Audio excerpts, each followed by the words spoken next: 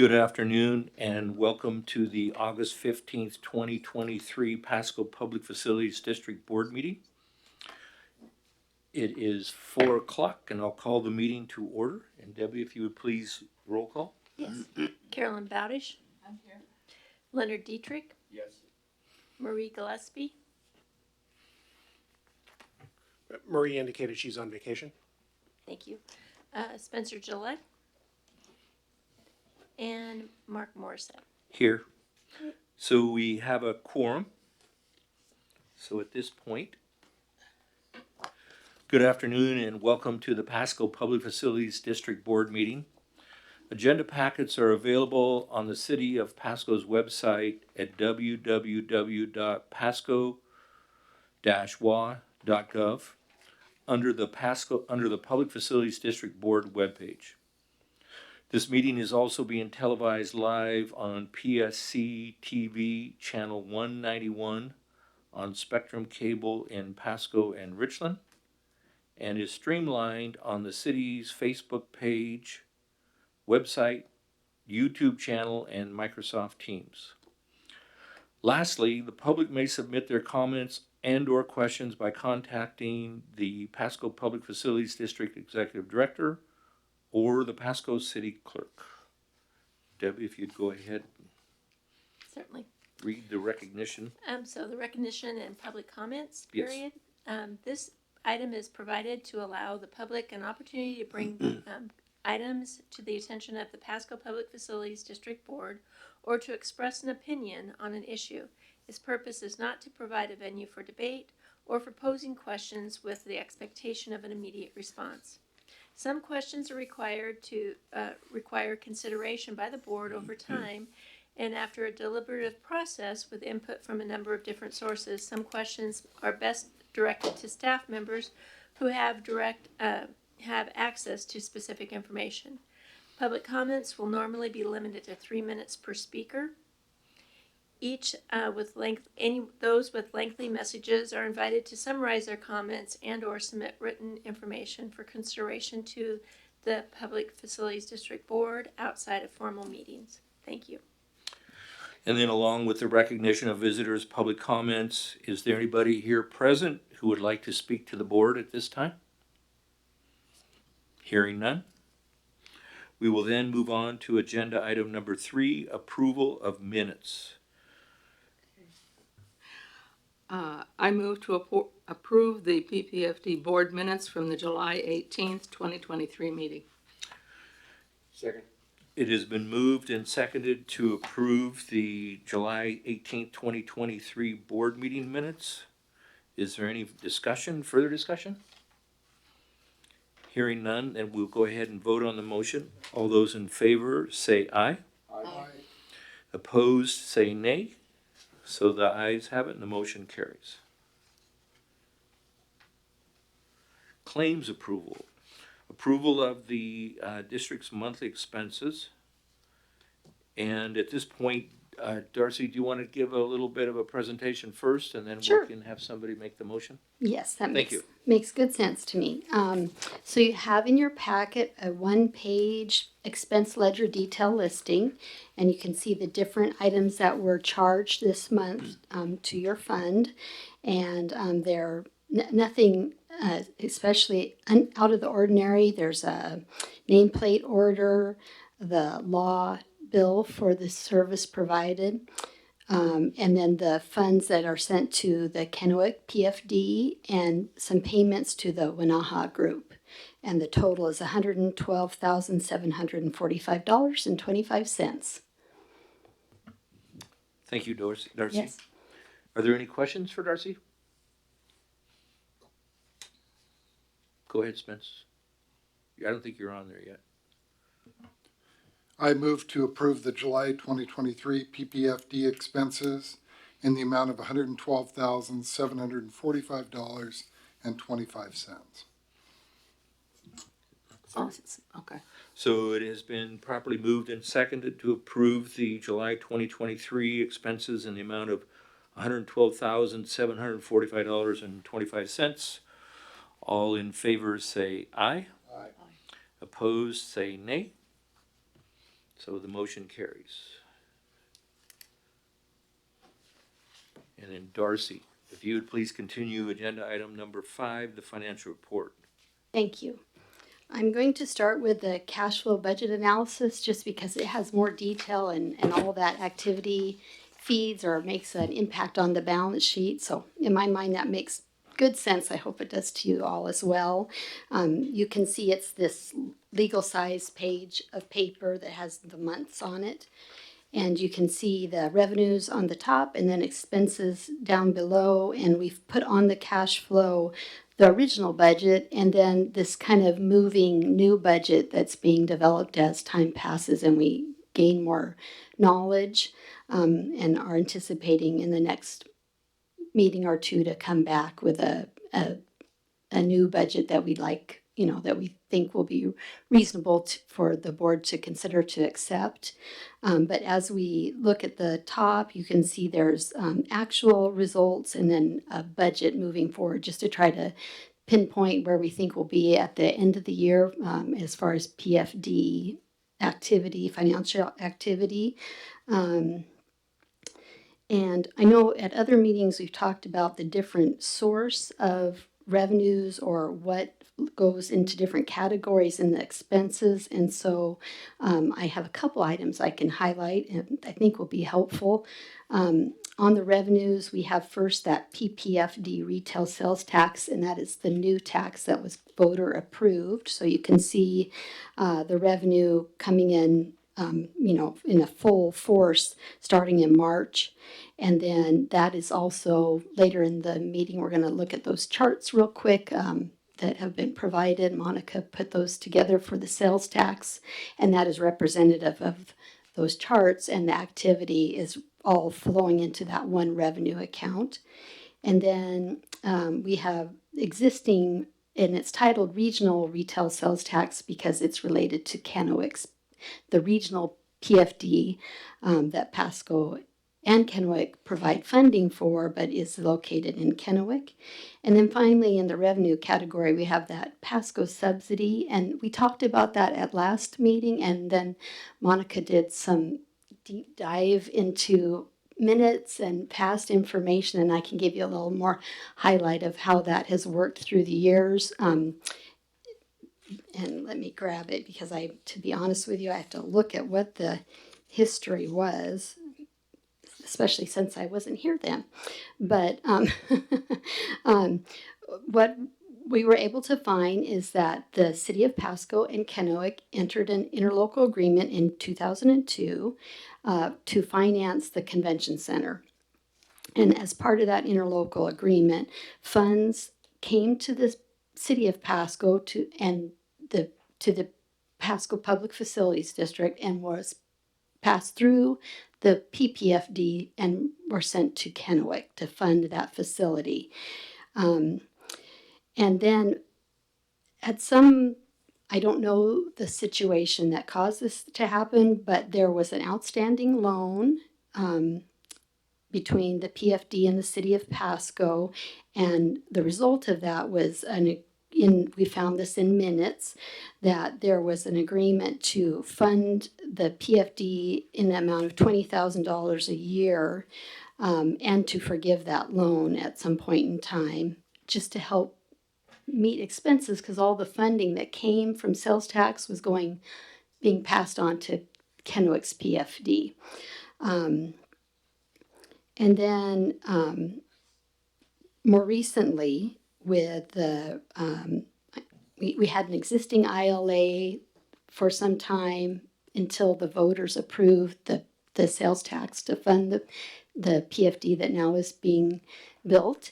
And with that, as you recall, we have a new interlocal agreement between the city and the PFD where that subsidy no longer exists because you're receiving sales tax revenue now. And the event that caused there to be a need for that loan and the $20,000 no longer exists. And so we're now operating under the new ILA, and I think that started as of April. And so you'll see, if you look at this sheet, this long legal page, you can see that subsidy is ending there. And April. And so when we adjust the budget, we'll adjust that budget down a little bit, and that subsidy will no longer exist. So there's hopefully that's helpful information. I know it's kind of a lot. Yeah, it is. Good job. It's all working in the right direction. Yeah, good job. A question going back to the Kennewick PFD. That was in 2002. My recollection, and I didn't hear you say, because I think there is a maximum that we pay in, I think annually of 150. Let me see. Let me see. I think I have that. To Kennewick, yeah. Oh, okay. Yeah, I believe it's 150 is the number, and whatever is left out of that comes back to either the city of Pasco or the PFD. Now, what is the length of that agreement? 2027. The 2027 is the end of that Okay, agreement. I didn't hear that. Okay, Yeah, thank okay. No, I didn't say that, so you. Okay. it would be hard for you to hear. That's the reason I didn't hear it. Yeah. Thank you. You bet. And then I'll move on to expenses if that's okay. Oh, I'm sorry. I have a question. Okay. What on earth is mining doing in our budget? Mining. I'm sorry. I'm trying to see that. Where is it at? It's in every month. There's a line for mining. We're not there yet. And Which page are you looking at? Oh, she's looking at where the collections come from. oh, So we're yes, not I'll there yet. I'll get Oh, to we're not that. there yet? Talking about- yeah. Right. This is where the local sales tax comes from, or the 0.2% of 1% was coming back to us. Okay. That's at Okay. the gravel pit. Yeah. So it's a good question, though. Can I ask a question? Only How- if it's regarding mining spend. As Leonard stole my question, I'm sorry. the money that goes to Kennewick, they take out the 150 for the convention center. The balance comes back. Does that come back to the city of Pasco? I don't know what amount Has there comes been back any to the city of discussion where Pasco. that money should come back to the PFD? Maybe Matt, you want to help us with this, but if I can just, my recollection also. My recollection is that to become a public facilities district, that we had to pick a project, I think for like $10 million. Right. So Pasco didn't have one, so we went ahead and jointly worked with Kennewick Public Facilities District. And then as part of this diversion of the state sales tax that would come to us, that would then go to the Kennewick. to the Kennewick Public Facilities District.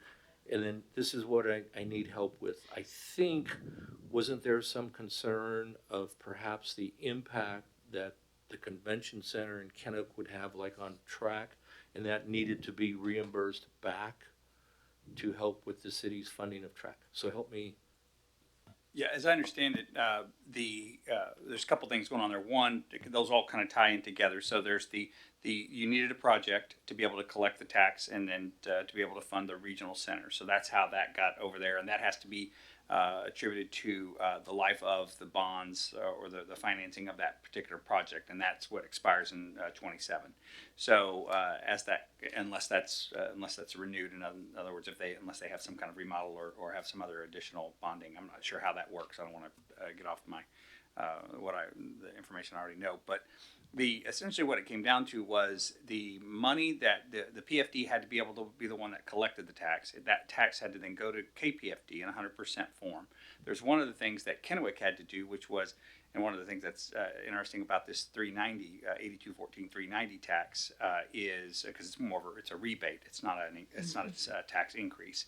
And so in order to take advantage of the rebate, you had to also provide a match of 33% match. So that's one of the things you'll look in the ILA from 2004 that they were able to find, that finance was able to find for us was the idea that Kennewick's the one that's providing that match. So that's why Kennewick is supporting the project. The money looks like, based on the review of the ILA from 2004, it looks like what happens is that PFD sends that money to KPFD. Then KPFD uses it for the project. Kennewick uses that money. They keep the first $150,000, Anything after that comes back to the city of Pasco, and not to exceed 600,000. So there's a little bit of a range in there, so that it's topped out at 600. The payment, the yearly payment back to the city of Pasco cannot exceed 600,000. So, so in other words, if there was a huge tax revenue that came in, that's where that would potentially trigger.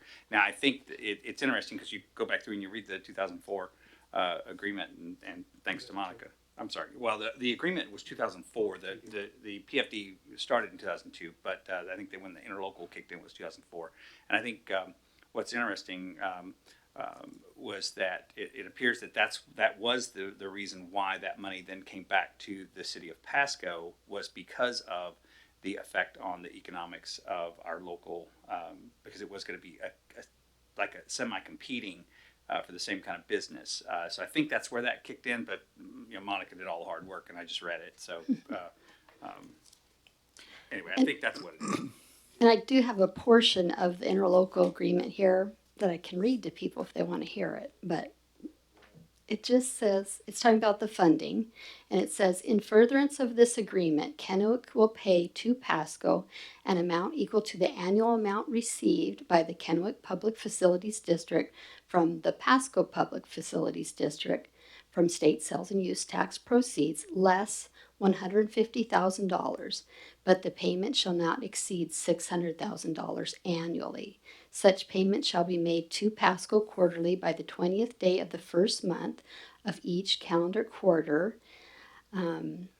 Each such payment representing the difference between the amount actually received by the Kennewick Public Facilities District from the Pasco Public Facilities District during the preceding calendar quarter, less $37,500, provided, however, that the first calendar quarter payment shall be adjusted to the extent necessary to assure retention by Kennewick of the full $150,000 annual deduction.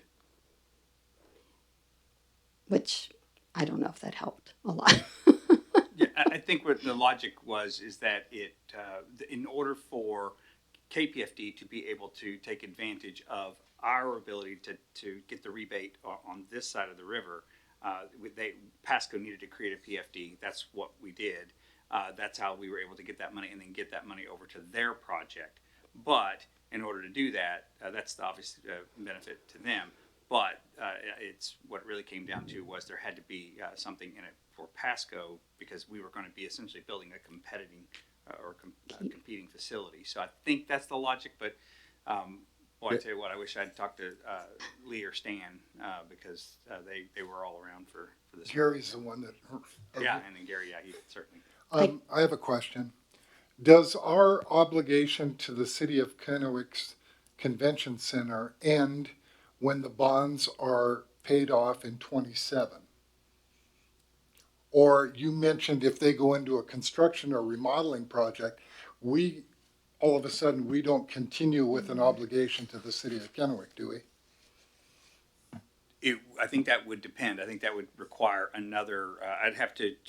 I'm certainly not a tax. Unless expert. it would cost us the ability to collect that tax. That's correct. Yeah, but the tax in this particular case, it looks like with the 390 tax, it looks like it sunsets with the project, with the that it was meant to fund. So I think in order to continue.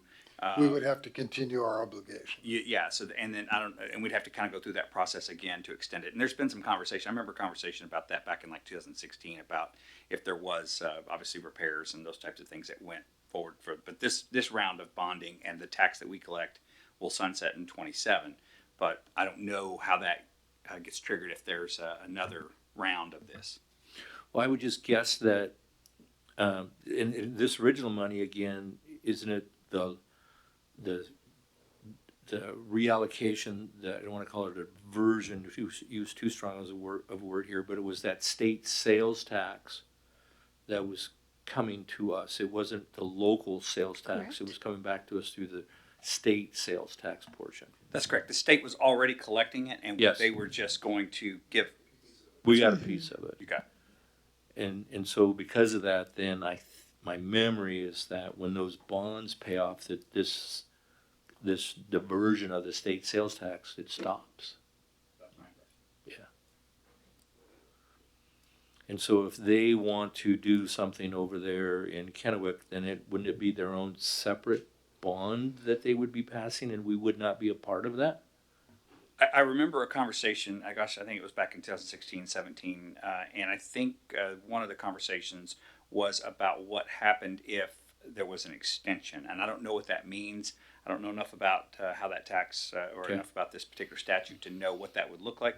But I do know that that was talked about in terms of, well, what happens after 27, and how do we go forward with that? But these, this particular tax in 8214-390 talks about how the tax imposed in this section expires when the bonds issued to finance or refinance the construction, improvement, rehabilitation, or expansion of the regional center and related parking facilities are retired, but not more than 40 years after the tax is first collected. So that means this first round had to end, or is ending at the 25-year mark, I think, or maybe even 20. I'm not sure when those were taken out. But once that goes away, I don't know if what they're talking about would be to rehabilitate another round of bonding that would and financing that would then the tax would still be able to be collected. I don't know enough about it. So when you say collected though, you're talking about it, we would collect it on Kennewick's behalf or there would be some You got it, continued?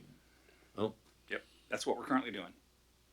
Well, no, this is a diversion of the state sales tax. That's It's correct. not- We're pass through. We're Right. the ones where that comes from when we send, and that goes directly to KPFD. Right, so instead of it going into the state's fund, it's going over to Kennewick. Yes. Yep, it goes first to the state sends Right. it to us, and then we Then send we it to pass- them. But for us, it's budget neutral. Right. Okay, Leonard? Yeah, it just seems to me that in 27, the bonds get paid off on the first round. The agreement between the city of Pasco and Kennewick PPFD is no longer in existence.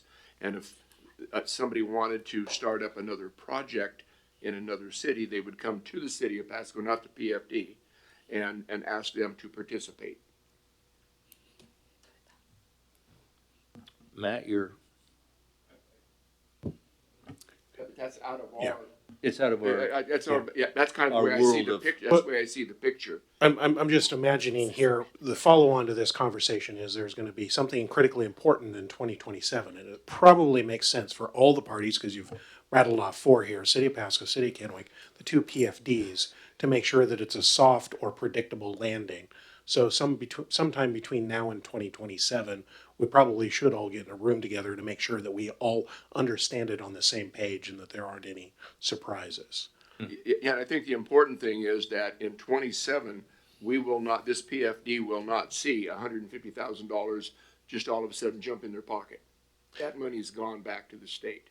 That's true, but I also am aware that the PFDs have extended that sales tax once and probably are going to endeavor to try and have it extended Well, but again. we would have to be in agreement with that. Exactly. Yeah. So which I think probably does go to the point where the four parties involved, it's probably nearing time to talk about what the end plan is. So gosh, so when when a PFD goes to the state and asks for that, how do they do that?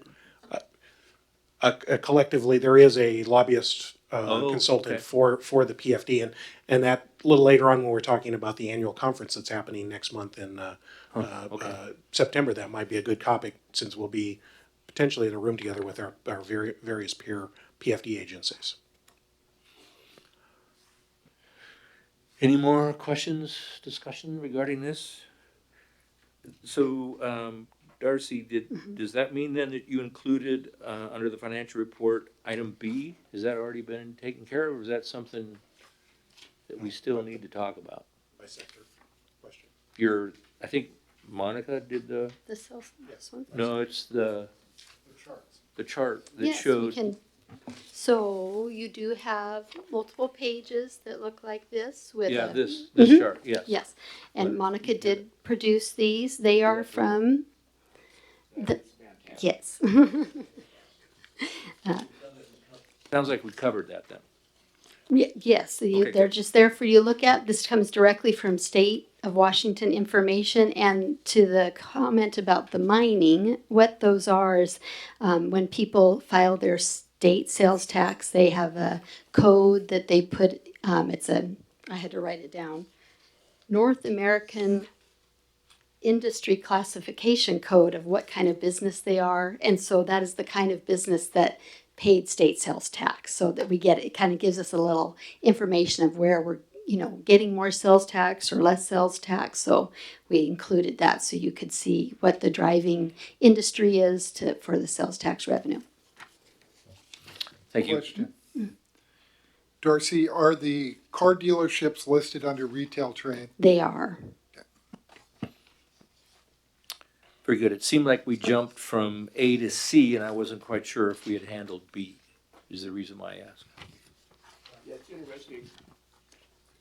It's interesting because they all kind of peck on something, but construction, if you look at the difference, there would be $10,000, $20,000, $50,000 difference between months or quarters on construction. Depends on what's happened. So, what I think we should look at as a group is construction. Is it starting to fall? When you read something in the paper, is that going to be an issue moving down the road?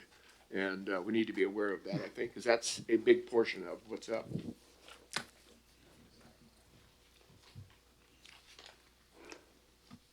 I did skip. I'm sorry, I did kind of skip to C just because we were talking about that sales or the revenues. So I didn't talk about expenses, but there's nothing unusual on there. The only thing that I should point out is we have made some adjustments by adding the Wanaha expense group into your budget or your cash flow budget. So that kind of changes the ending balance as we work through the months, as compared to the reports we've looked at in past months. So, but it also makes the estimate more realistic. So our current balance is 1.5 million approximately. Correct. And I think it's going to be important, I guess, as a group or however we do it, on the Wanaha group, we have a set number of in a contract, and we can see a declining percentage and what's left on it, so that we know that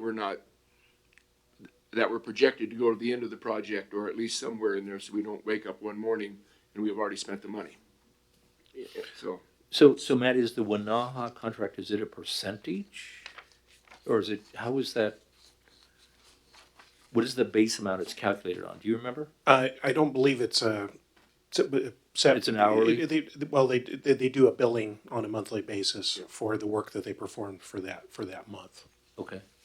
And So there will be some variability from month to month, but I think they're keenly aware of what the ultimate amount is. So then, Leonard, the contract starting point for that budget to draw down on?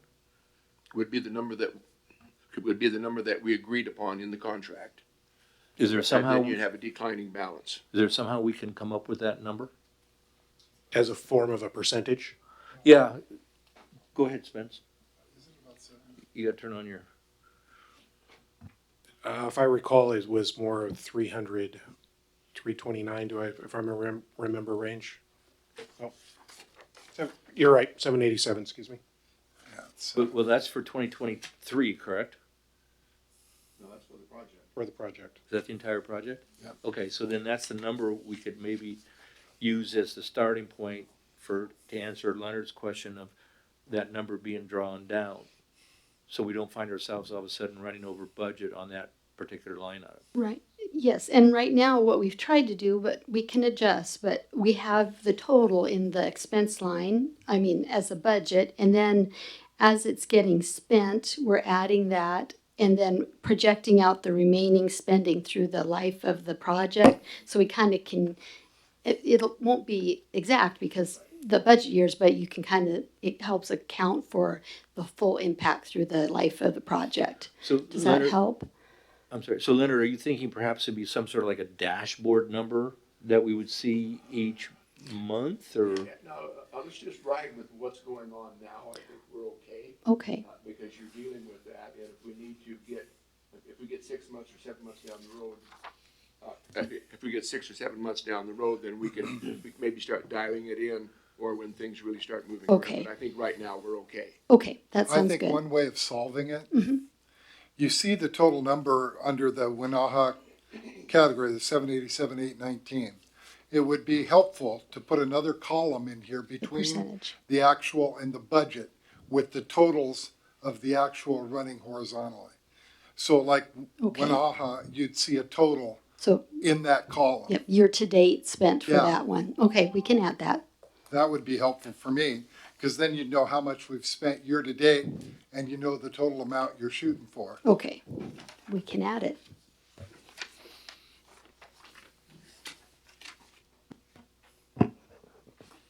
Okay, so let's go to item number 6, reports from committees, the Design and Construction Committee and the Audit and Finance. So I think what we should probably do for these two committee reports is let's just go ahead and ask our alternate to give a report. You, so you have nothing to report. Okay, we can check that one off then. Old business, number 7. Is there any old business that we need to discuss? New business. We have 2 resolutions to talk about. Resolution number 2023-09, an interagency agreement with the Washington State Department of Commerce. And Matt, if you would go ahead and start that discussion. First one, yes, 2023-09 is an intra-agency agreement with the Washington State Department of Commerce. This is a requirement that was added when PFDs need to make sure that they are passive financial review. This is related to, we call collectively related to the Wenatchee thing. The Department of Commerce provided a specific template for an agreement that's also in your packet.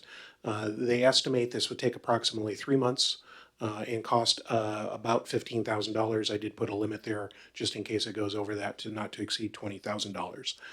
What happens is we initiate that process with the State Commerce. I've worked also with our finance folks in the city of Pasco to help us out.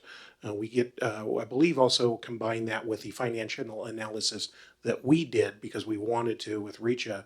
I think a lot of the material that's in there will be apply over to this state requirement for an analysis. What they end up using is a contractor that will work with us to make sure that they produce a report that goes to the Department of Commerce. And here in about 3 months after we initiate this, we should then get a clean bill that says, go forth and your project passes that step. And it's one of the things that we have to do as a PFD that maybe other jurisdictions don't have to do. But if you adopt it tonight, we can work on that process and then here in about 3 months, hopefully have that approval.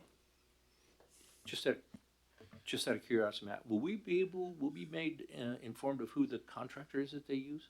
Just out of curiosity. Yeah, I talked with the director and they have a rolling list of contractors. I'm not sure if it was 1 or 3, but it wasn't a large number.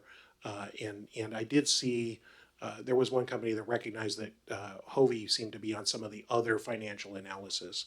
And I think actually that might be one that either the PFD dealt with or the Tri-Cities PFD dealt with their city of Pasco over the years. So they're a known entity. And looking at the other financial analysis from the other projects in the state, they kind of followed a similar template or vein. Question. Go ahead. Will we be able to move forward with hiring a design builder prior to the Commerce approval coming through? Yes, this approval is, we are required to do this if we're going to incur debt. As you notice, we got over $1 million in the bank, so the expectation is between that and money coming in, we won't be incurring debt until we probably get to the construction phase.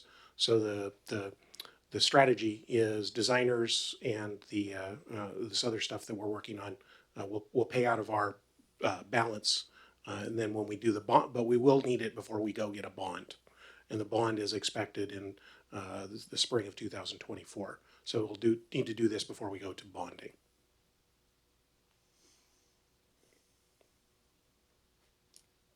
Is that it, Spence? You got your light on still? You're okay. Any other questions?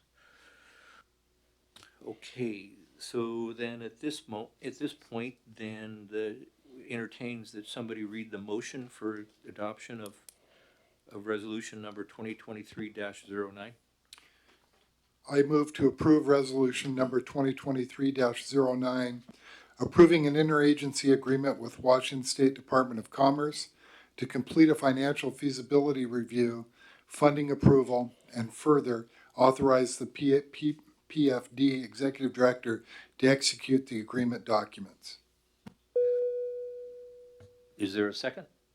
Second. Okay, it has been properly moved and seconded to vote on the resolution number 2023-09. And is there any further discussion? Hearing none, then we'll go ahead and vote on the motion. All those in favor, say aye. Aye. Aye. Opposed, say nay. So the motion carries. Next item on the agenda is Resolution 2023-010, request for qualifications for a progressive design builder. And are the Winaha folks in on this one, or is it just you gonna lead the discussion, Matt? Well, they are planning to attend, and I may need Mr. Funfar's help to see if we have, I believe we're gonna have Heath and or Jake available here as well. I know a little bit. Oh, I hear a voice. Is that Heath? I am here if you can hear me. Wonderful. And I'm here also. Jake is also on. It looks like two of me, but it's actually him, the second one.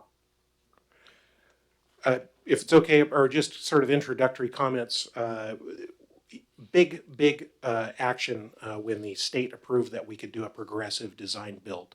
Want to thank the board for supporting that. Want to thank in particular also Mr. Morissette attending. That went, I think, very well. Winaha helped us, and also Robin Thaxton, special counsel. That process was very important to us, and the follow-on to that is that we need to go get a designer builder. We need to solicit in our community and across the region who might go build an aquatics facility for us, and doing it as a designer builder is very critically important.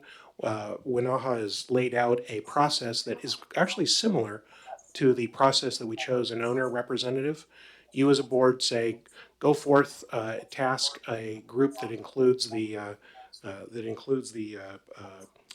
design and construction committee, Mr. Morissette and Marie Gillespie, myself and several others, to go out and ask for what's your proposal to go design and build a facility. This is expected to take approximately 3 months to do, so this is a big procurement. What would end up happening is that committee would work to go through that process, and then critically come back to the PFD board for approval of that designer builder. The same way we did with an owner's representative, but a little bit different than we did with the special counsel because of the magnitude of the project. That's kind of an overview of it, and I probably would ask Heath to supplement that. Sure. The thing to know about the procurement process for a design builder, it's a two-step process. So with your approval today, we will launch that process. And what that looks like is at first issue an RFQ, which is request for qualifications. And applicants will respond to that. And that's a proposal package with a bunch of qualifications and everything in it. The selection committee will then score those and shortlist the finalists. They will name finalists from that. And that'll only be 2 or 3 firms, maybe 4 if we really felt strongly that there were 4 that needed to be considered. But it'll be probably 3 firms shortlisted.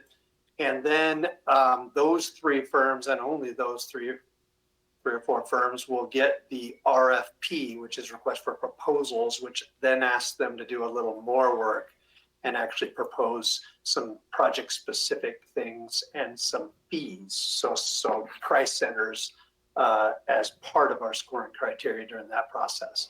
And during that process, there will be proprietary meetings, which are not, it's like an interview, only it's more of a dress rehearsal than an interview, I guess. And we'll be holding those meetings, and then those will be scored, and all of the scores compiled by the selection committee through all these processes, through all of these steps, the process will be totaled up to name our highest scoring proposer, and then we will come back to this body to recommend award to a highest scoring firm. So I'm not sure if this is directed to you, Matt, or to Heath, or both of you, but Spence brought up something about the RFQ process. And when we went to that state committee and we asked them to approve the progressive design build, if they would have said no and we would have been left at the design bid build, then I think we would not have been able to go forward with this step at this time. But because they allowed us to do the progressive design build, we can do two things at once. Is that fair to say? Well, actually, this step was anticipated that at this meeting, that this process upon the state approving. Had the state not approved, we probably would not be presenting this tonight, and certainly not in this form. If we hadn't, we could still go with the traditional bid, design bid build process, but it would probably been another month or two after we talked about it. Yeah, but at least we have some flexibility going down this path because they did allow us to do this progressive design build. So, Yes. so it's helpful for us. If I might ask, who is the author of this request? Robin Thaxton, I'd say, principally is the author of it. Okay. Her and Heath and the Winaha Group and myself have talked about it a bit. Other thoughts on that, Heath? Yeah, we leaned heavily upon Robin Thaxton, who is your outside counsel. She's a nationally recognized expert in design build procurement, and so she's really efficient at creating these documents. This is tailored to this project, but it reflects her work on many other progressive design build procurements. So it's a tried and true document that has been customized for this particular project. Yeah, that's what I'm relying on because of the fact that this is way above my pay grade.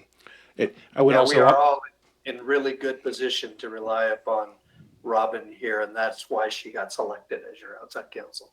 She's the expert. A little bit more of a note too about Robin and that particular firm. That firm has also been helping City of Pasco with its first design build project. So she's been a known quantity, and I know that talking with Public Works Department, when they heard the name Robin, they smiled and said she's very thorough. Plus, also Mark got to meet her, and part of this process that she came up with this RFQ, partly related to that committee's work. I see, just out of curiosity, I know that people have expertise in different departments.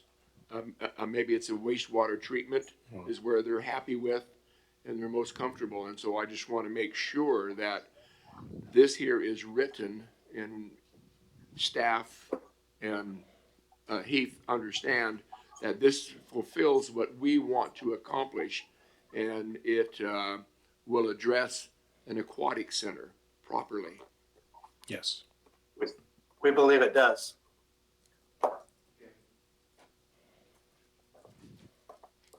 I would definitely say the RFQ is not tailored to RFQ is tailored to facilities such as this facility and a building that it reflects the because Robin wrote both of them, it reflects the document that was used for the city's design build project, which was a water tower. But I would say that one is the one that had to be customized more because most of these design build projects are vertical construction.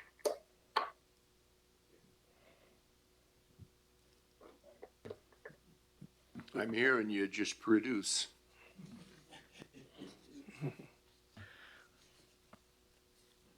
Is there any further questions, discussion for Matt or for Heath? If not, would somebody please go ahead and read the motion? Spence? I move to approve resolution number 2023-10, approving the posting for progressive designer builder request for qualifications, and have the selection team bring the top proposal forward for consideration and approval. Is there a second? Second. Okay, so resolution 2023-10 has been properly moved and seconded. Is there any further discussion? I have a question. Where it says proposal, that is singular, and Heath talked about bringing 2, 3, or 4.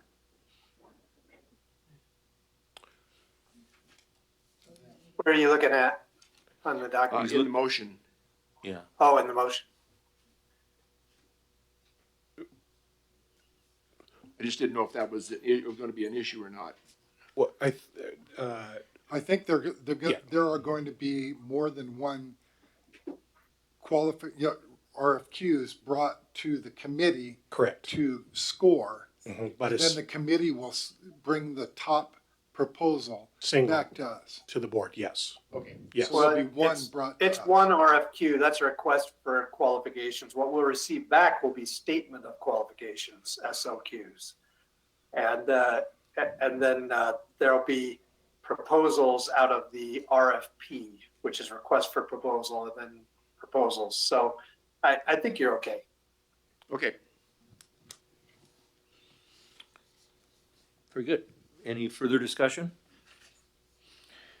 Hearing none, then we'll go ahead and vote on the motion. All those in favor say aye, Aye. and opposed say nay. So the ayes have it, the motion carries. We thank you very much. This is probably the biggest thing to date the PFD has done. This one's critically important, and then that matrix of notifications is going to get very busy, as well as Mr. Morissette and Ms. Gillespie in this process. I think you'll find that Heath has been our taskmaster in trying to stick to the schedule of trying to complete this in mid-2025. And with these decisions that you made last month, this month, and in the future, we are sticking with that schedule. So thanks for keeping moving us forward. Very good. And just kind of as a board task management conversation, then somehow we got to be careful and aware of that. If for some reason, either if Maria or myself don't make it, that how will Spence be notified? So we should probably let you know well in advance if we're not going to be there. Yes, Heath does have a schedule for this. Some little details are still being worked out on the specific schedule, but when we do that, I would intend to release it to share it with all three of you, Okay. meaning the primaries and the backup, and because there will be some dates on there that'll be critical for that committee representation. So you're right, Mr. Morissette. We want to make sure that we have all of the two members at each of those. So I think it'd be helpful, Spence, if we said mid-2025? Overall, but this project is going to be taking approximately the next 3 months. Okay, so as long as, I'll go ahead and say mid-2025, as long as, Spence, you don't leave the county for the next year and a half. Welcome to retirement. Okay. Other business, owner's representative, Wanaha Group. Heath, is that you going to give that to us, or is he gone? Yeah, I can give a little bit of a report. I mean, mostly it's all about the RFQ for us right now. So that's the big thing. I apologize if you're back. I'm on vacation and I don't know whose Doug that is. Anyway, Heath, is that Jake I hear? No. Can you hear me all right? No. Yes. We can hear you. Okay. All right. Anyway, it is all about the RFQ. We've been spending a lot of time getting that right. During that process, just so you know, that process will wind up in November. And between now and November, Matt may be coming to you to slide a board meeting or create a special meeting in order to move on that once that is complete. And we've got a highest scoring firm to recommend to you. other than that, we're looking forward to getting this state review done. That's a big piece, and then tracking. And we have put together in cooperation with Darcy and others a cash flow analysis. We do believe that that it will be able to push forward in November with an award to a firm, and then that will only tie us to the validation phase and the first phase of design. And by doing that, we will be able to, we believe we'll be fine with the funds that you have and the revenue that you're receiving until we need to pass, till we need to issue the bonds and receive the proceeds for those bonds before we sign the amendment to the agreement, which will trigger actual construction of the project. Because I would assume that there's what we've been working on. I think we're in a good place. We're excited about getting this RFQ process started and getting going. And we're getting a lot of interest from contractors and designers calling us about this project. So I think you're going to have some really, really good, we're going to have some really, really good options to choose from out of this procurement process.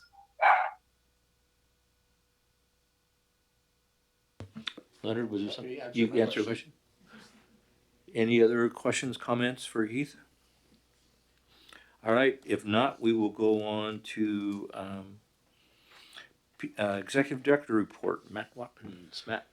Thank you. A couple of subjects tonight. Just wanted to give you a bonding update. Again, talked with, working with Pasco finance staff about possible bonding. Name came up, and the person actually, if you look forward to the conference next month, named Lindsay Solvdy is a bonding specialist that the Pasco is familiar with, and I'm familiar with in the PFD. We're going to work on doing what's called a letter of engagement to start off that process with her.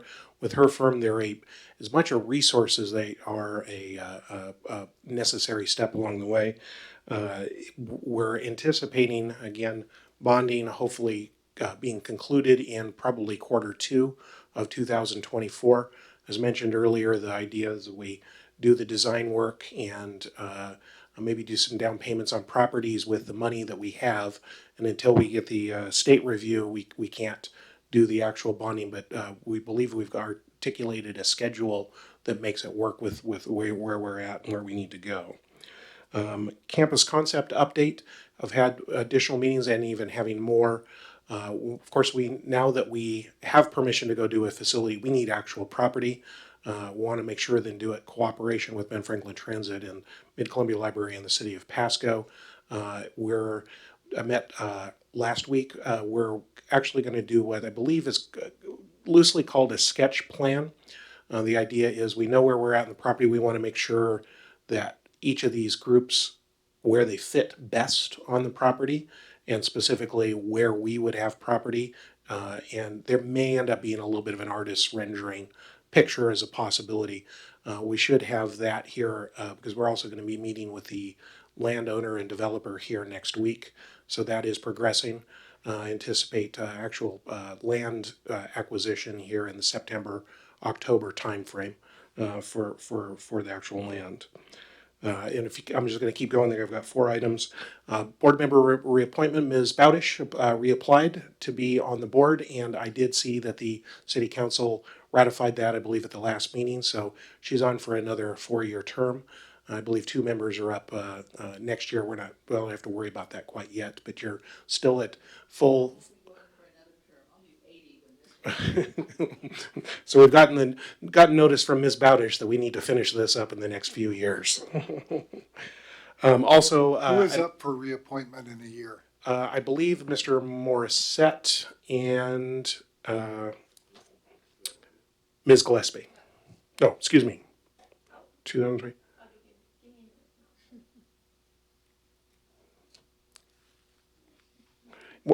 And while she's working on that, also I would just also like to make sure I have a single page. Please don't leave this evening until you've checked with me to make sure that your preferred contact information is correct on this piece of paper. There was a question, we may not have notified Ms. Gillespie about one of the meetings, and I want to make sure that we don't miss notifications to meetings and that sort of thing. And I do appreciate everybody does have a PFD or city provided email address, and using those, if you do any communication, would be wonderful. We still can, if you want, do second notifications to personal email addresses, but avoid using those if you're functioning as a PFD member. I have mine charging now, so. Wonderful. So it's just one. Just one. Question or statement.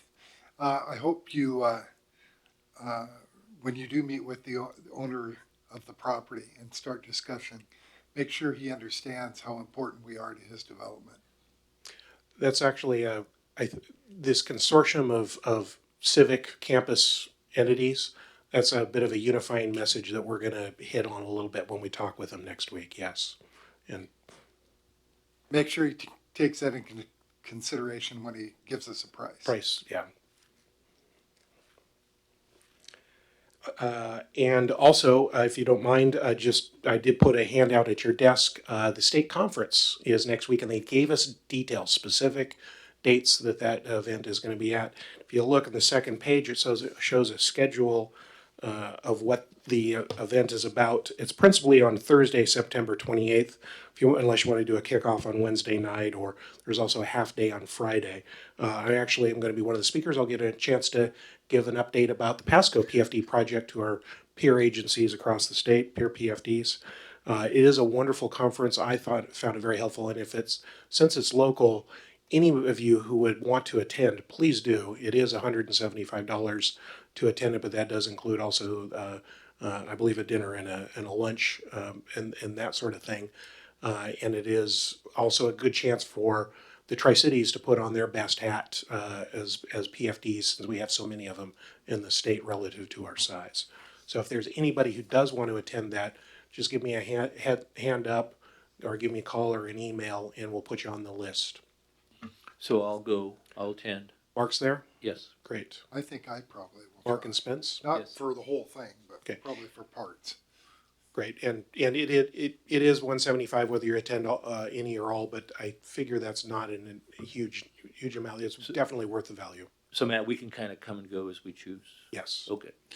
Are there any particular topics you think are going to be pertinent to our PFD? I know that the lobbyist update, Jim Hendricks, when he gave presentation last year, I'm sure the subject of extending the sales tax will be a subject he probably talks about. That might be one. We'll be working with Department of Commerce by that point on the project, but they'll come. There's also, and Mark might be interested because the auditor's office will also be represented there as well. There you go. Yeah, Darcy and I are going. It's a date. So I saw Mark. Is that Mark and Spence? Did you say there was something on bonding? Just that we're taking steps to get closer. In the discussion at this conference. I was going to see. I do know that Lindsay was on it last year. Maybe she's not on it this year. Not specifically on the schedule, no.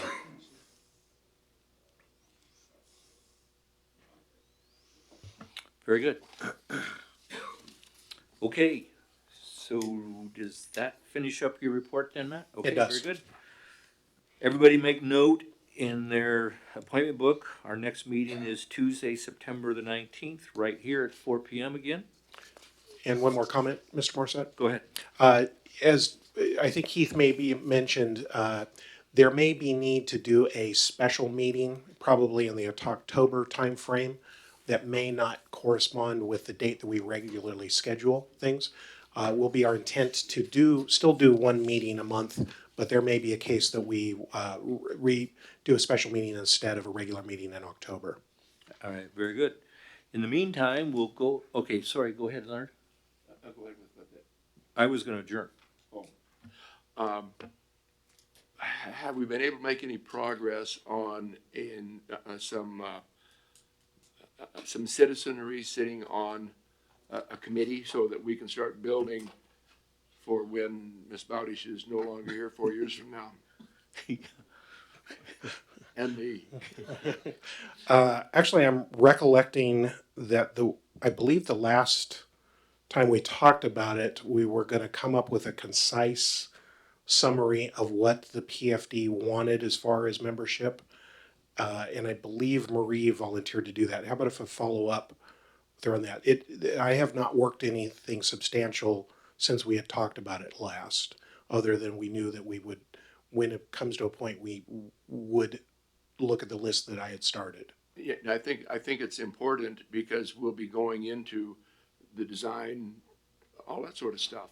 And so we need somebody that is anxious to be a part of this operation on the sidelines that could be of good interest of filling one of our spots as we move on in life.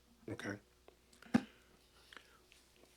So then regarding that and the design, Matt, is there a way you can maybe start accumulating some videos for us to watch of either other facilities, other amenities, or just some sort of a big picture presentation?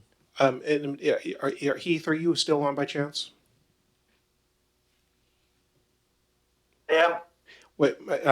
My understanding too, as we go through this process, and if not necessarily in the validation portion, but when we do get a designer going, that's going to fall fairly in their lap to make sure that we include the things the PFD board are talking about tonight to include the community. I'm looking for an affirmation on that point. Yes, so we're going to launch, I think, Matt, you and I have talked about launching, you and I, Scott, have talked about launching some community outreach that happens during this procurement process, but we're only going to start it. We want to make sure that there are some part of that happens after the design builder is on board, because during that first phase, we'll want them to be able to engage with the community so they get to hear firsthand from them. And then selection of amenities will be part of that design process. And the design builder will be helping us to present to you options and feedback from the community and all kinds of things like that in relation to what we can afford and can't afford and why different amenities may or may not be better than others. Does that make sense?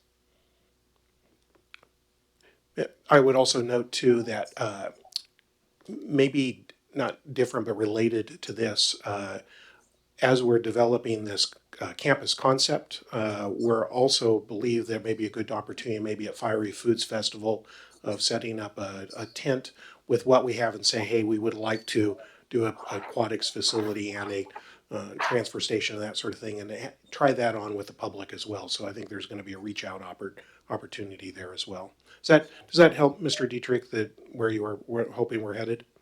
Yeah, exactly. And I would point out that down the road we're talking about a quote unquote competitive pool, and so I think someone should be on there that is aware of it, and they could look at, well, I can't believe you guys didn't do this, that kind of thing. And at least for this first phase, we need to make sure that we have second phase in mind with competitive pool. One of the people that was on the list that we were shown several months ago is the instructor for the Tri-City Channel Cats or whatever, the swimming group here in the area. So I think he would represent the swimming community very well. He's probably trained most of them here in town. And I have been compiling the list. If there are any others that you run across that should be added to that list, I can certainly add those.